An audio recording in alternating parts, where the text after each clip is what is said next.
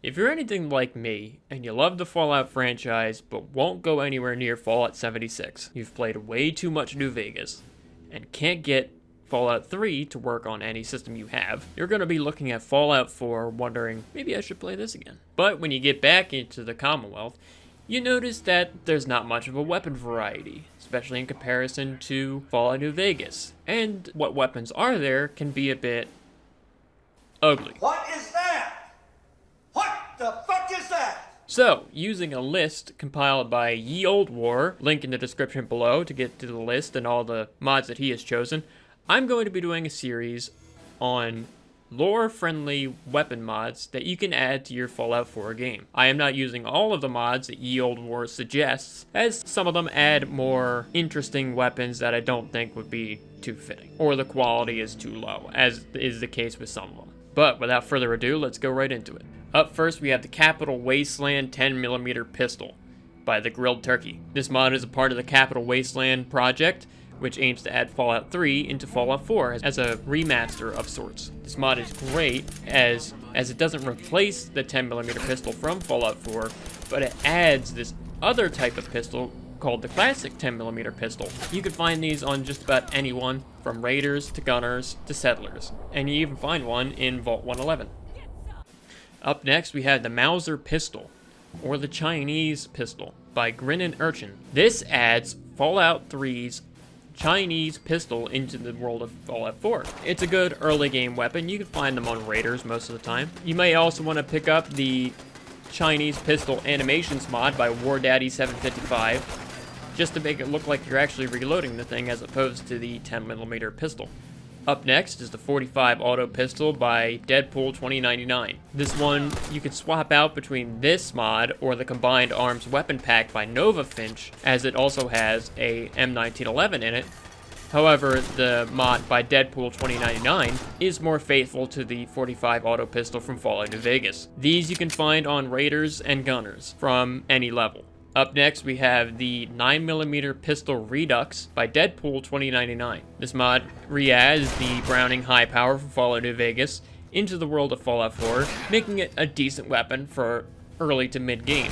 It also adds a new caliber, the 9mm bullet. You can find it after level 15, buy it from vendors, or pick it up off of dead enemies. Up next, we have the powerhouse of the 12.7mm pistol by Deadpool 2099. This thing is no joke. Mostly used for late game, I find that it deals plenty of damage to take out just about anything in the Commonwealth. You can find these guns between level 15 and 25 on raiders, gunners, and vendors. It also adds a new caliber 12.7mm bullet, just in case you didn't have enough ammo mods. Next up, we have the 22 LR silenced pistol by Ronnie Magnum. Once a really powerful stealth weapon, this weapon is now better for VATS, as it has a very low action point cost. You can find the pistols and its new ammunition type, the 22 long rifle, in vendors and occasionally on enemies. Next up, we have the Beretta M92FS, part of the Combined Arms Modern Pack by Nova Finch. Another great weapon in this weapon pack. It can be modified in multiple different ways, including making it into a replica with 3-round burst, or going full stupid and slapping on fully automatic. Finally, in the semi-automatic pistol category, we have the M3D Sig Sauer P220 by Millennia. This gun is a standalone pistol, and it has plenty of modifications to fit your playstyle perfectly. You can find it on gunners and raiders. One weapon I forgot to mention was the Desert Eagle. You could find this in the Combined Arms weapon pack from Nova Finch. It's a fairly more rare weapon to find. You'll usually find it on gunners or in specific locations such as the railroad headquarters and the Gorski cabin. That does it for the semi-automatic pistols. Now on to the revolvers. Starting off, we have the Capital Wasteland 32 caliber pistol by the Grilled Turkey. Another mod from the Capital Wasteland project. The 32 caliber pistol is a very weak early game revolver that you'll find usually on low level raiders. The weapon doesn't deal all that much damage, especially with the new 32 caliber that it adds into the game. It can also be swapped over to 38 caliber just so the ammunition isn't quite so rare. Next up, we have the Colt Single Action Army from Totally Not Toasty Fresh.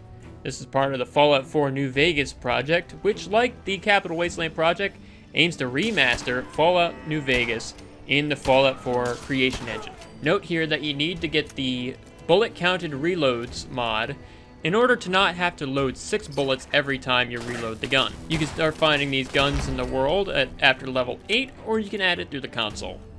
Finally, for the revolvers, we have a gun that is sure to break your wrists were you to fire it in real life. We have the Hunting Revolver and Ranger Sequoia by the Rizzler. Now this gun requires you to have the Far Harbor DLC, but if you don't have it by now, that's on you, as it is chambered in 4570 Government. But this thing is a monster, as it punches through death claws like they weren't nothing. You can find this on legendary enemies and in certain loot caches after level 20. However, you can find one at Cleo's shop at Good Neighbor, and you can even find a unique one on the tower at Lynn Woods. So be prepared to fight them deathclaws for that nice new 4570 Government revolver. And lastly for this video, we have the submachine gun category. Starting out, we have the Grease Gun SMG by Deadpool 2099. This adds the 9mm SMG from Fallout New Vegas. The gun does use 45 ACP rounds as it did in real life. However, I believe there is a mod that you can get that uses the 9mm rounds from the 9mm pistol mod. However, I did not have it as of recording. You could find it from level 5 on NA enemies. It could be semi-automatic or fully automatic, depending on which one you want to choose. Up next, we have the FN P90 by Robertson B1. If you're wondering where the P90 fits in the lore, Fallout Tactics had the P90C, which was the civilian version, so if you wish to be completely lore-friendly, you gotta add a longer barrel to it. This gun is pretty good. It even has a laser version if you manage to find it. You can find this on Gunners and Raider bosses if you're in search of this. If you know where to find Red Tourette, she also carries a special version of the P90. Up next, we have the Vault-Tec MPL by Bloodmeat08. This gun, while a little bit annoying as it does not have sound localization, you can hear it from a mile away, this adds the MPL into the game.